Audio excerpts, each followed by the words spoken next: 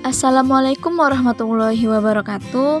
Kami dari kelompok 7 yang beranggotakan saya sendiri Rizka Nurrohmah dan kedua rekan saya Thoibah dan Jumarni.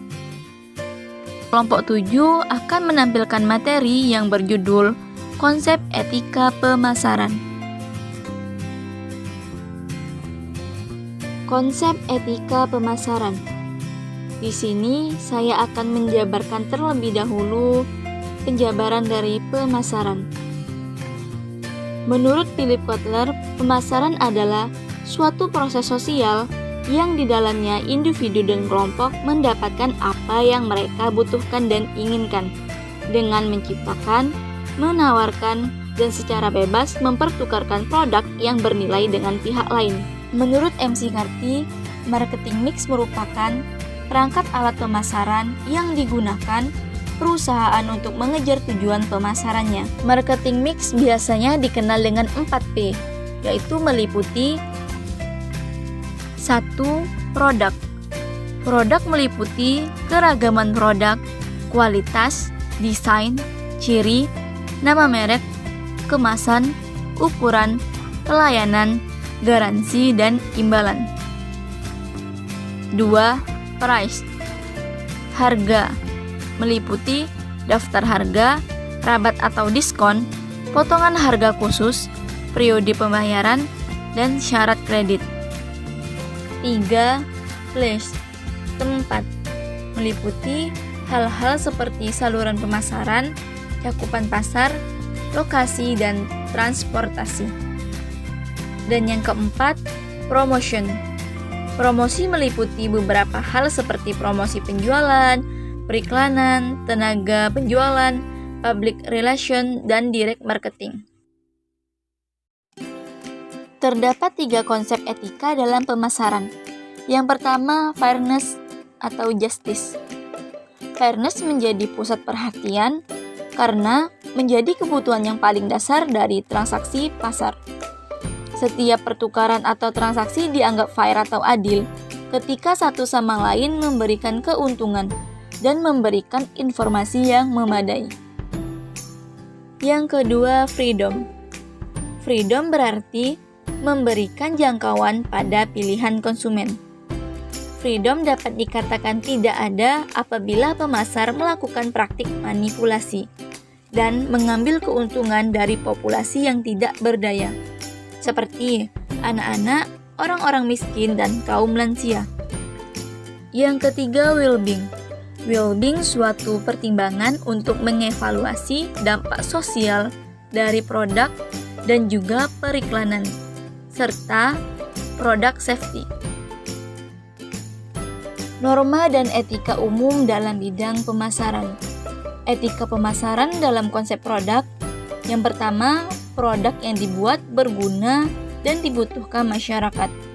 2. Produk yang dibuat berpotensi ekonomi atau benefit. Yang ketiga, produk yang dibuat bernilai tambah tinggi. Dan yang keempat, produk yang dapat memuaskan masyarakat. Etika pemasaran dalam konteks harga. Yang pertama ada harga diukur dengan kemampuan daya beli masyarakat. Yang kedua, perusahaan mencari margin laba yang layak. Dan yang ketiga, harga dibebani kos produksi yang layak. Etika pemasaran dalam konteks tempat atau distribusinya. Yang pertama, barang dijamin keamanan dan keutuhannya. Dan yang kedua, konsumen mendapat pelayanan cepat dan tepat. Etika pemasaran dalam konteks promosi. 1. Sebagai sarana menyampaikan informasi yang benar dan objektif. Yang kedua, sebagai sarana untuk membangun image positif. Yang ketiga, tidak ada unsur manipulasi atau memperdaya konsumen. Yang keempat, selalu berpedoman pada prinsip-prinsip kejujuran. Dan yang terakhir, yang kelima, tidak mengecewakan konsumen. Assalamualaikum warahmatullahi wabarakatuh. Saya akan mendeskripsikan dan memahami konsep etika bersaing dalam pertemuan ini. Pengertian persaingan bisnis. istilah yang sering muncul dalam berbagai literatur yang menuliskan perihal aspek hukum persaingan bisnis. Persaingan berasal dari bahasa Inggris yaitu competition, yang artinya persaingan itu sendiri, pertandingan dan kompetisi dalam perusahaan yang menggunakan etika bisnis. Dalam Kamus Manajemen Persaingan Bisnis terdiri dari beberapa persaingan. Yang pertama, persaingan sehat. Perusahaan yang diyakini tidak akan menuruti tindakan yang tidak layak dan cenderung dalam mengutamakan etika bisnis. Yang kedua, persaingan gorok leher, yaitu bentuk persaingan yang tidak sehat di mana terjadi perebutan dalam tugas masing-masing, tidak mengutamakan etika yang ada di perusahaan tersebut. Pihak-pihak yang bersaing yaitu manusia. Manusia merupakan perilaku dan pusat pengendalian bisnis, dan tugas manusia adalah berusaha.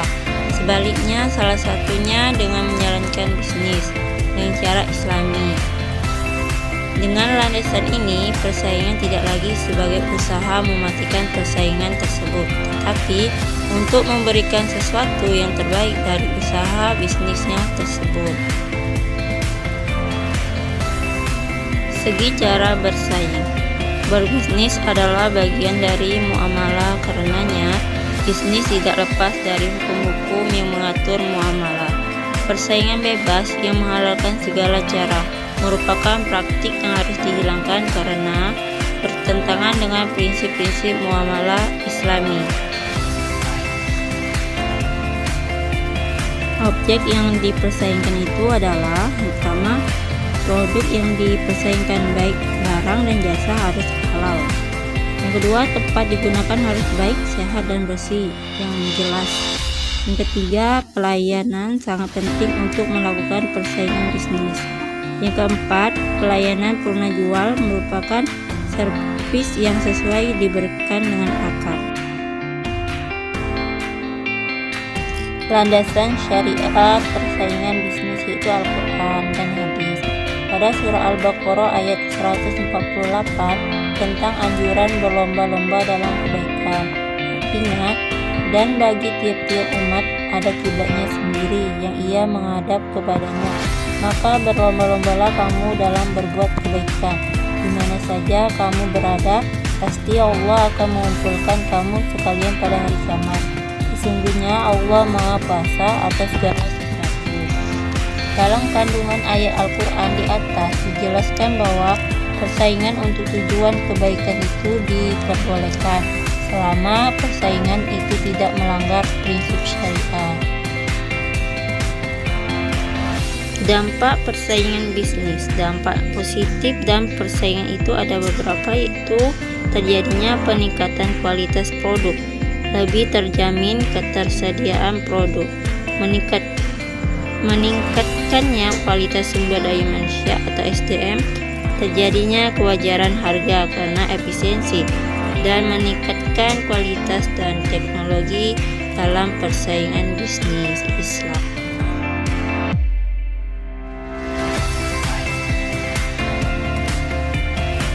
Dampak negatif dari persaingan dari beberapa, yaitu pertama, kemungkinan terjadinya pelanggaran etika bisnis dan terjadinya perang harga yang merugikan bagi semua pesaing dan juga menghasilkan bisnis monopoli dalam persaingan keluar etika bisnis Islam.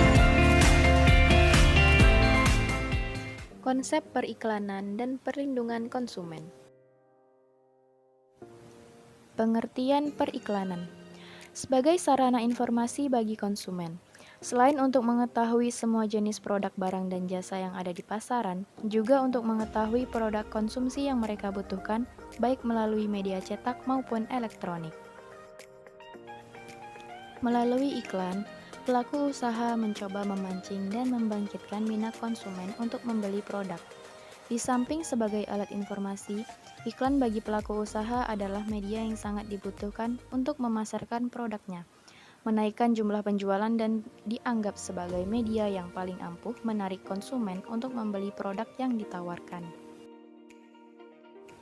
Konsep periklanan. Suatu rancangan dasar ide-ide atau gagasan suatu periklanan dalam memberikan fungsi dan tujuannya terhadap suatu produk yang akan dipasarkan. Konsep iklan akan memudahkan suatu produk melakukan penetrasi pasar dengan tujuan utama adalah menarik minat dan meningkatkan permintaan konsumen terhadap produk. Konsep periklanan juga akan bersinergi dengan strategi dan bauran pemasaran yang akan ditetapkan dari produk. Konsep iklan yang disusun secara rapi dan sistematis akan memberikan hasil yang baik juga. Oleh karena itu, suatu produk baru akan mudah diterima masyarakat apabila memiliki konsep iklan yang baik. Fungsi iklan menurut Rod Zoil. 1. Precipitation. Mempercepat berubahnya suatu kondisi dari keadaan yang semula tidak bisa mengambil keputusan terhadap produk menjadi bisa mengambil keputusan. 2. Persuasion. Membangkitkan keinginan dari khalayak sesuai pesan yang diiklankan. 3. Reinforcement.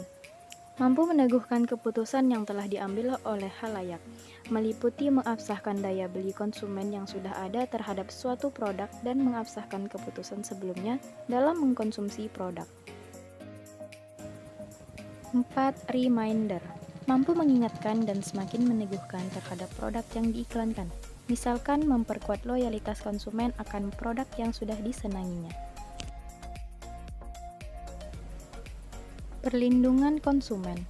Keseluruhan peraturan dan hukum yang mengatur hak dan kewajiban konsumen dan produsen yang timbul dalam usahanya untuk memenuhi kebutuhannya dan mengatur upaya-upaya untuk menjamin terwujudnya perlindungan hukum terhadap kepentingan konsumen.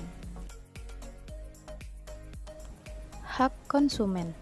Hak sebagai konsumen diatur dalam Undang-Undang Perlindungan Konsumen Nomor 8 Tahun 1999 tentang Perlindungan Konsumen Republik Indonesia yang berlandaskan pada Undang-Undang Dasar 1945 Pasal 5 Ayat 1, Pasal 21 Ayat 1, Pasal 27, dan Pasal 33 yang dapat diketahui sebagai berikut. 1. Hak dalam memilih barang. 2. Hak mendapatkan kompensasi dan ganti rugi. 3. Hak mendapatkan barang atau jasa yang sesuai. 4. Hak menerima kebenaran atas segala informasi yang pasti. 5. Hak pelayanan tanpa tindakan diskriminasi.